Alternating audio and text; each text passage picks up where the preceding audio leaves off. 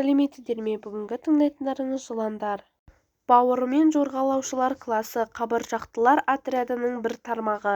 Денесі жұмыр, ұзындығы 8 см-ден 12 метрге дейін жетеді. Тілі ұзын, ұшы айыр, тістері жіңішке, өткір, артқа қарай иілген. Осы жыландарды тістері жемтіген ұстау қызметін атқарады. Улы жыландардың үстіңгі жақтарында у ағатын өзекшесі бар. Улы тістері орналасқан. Жыландар жылына 2-4 мәрте түлейді. Сыдырық тұтастай түседі.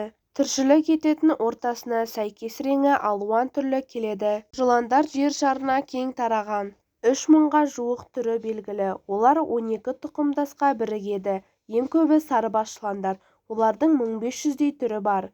Қазақстанда 5 тұқымдасқа жататын соқырлар тұқымдасы бір түрі, айдаһарлар тұқымдасы 2 түрі, сарыбас жыландар тәрізділер 12 түрі, сұр жыландар 2 түрі, бозша жыландардың 1 түрі, 18 түрі белгілі. Жыландардың көпшілігі құрлықта, әдетте қалың шөп өскен жерлерде, ағаш басында, шөлді аймақтарда, кейбір түрлері тұщы сулар мен теңіз мұхиттарында тіршілік етеді.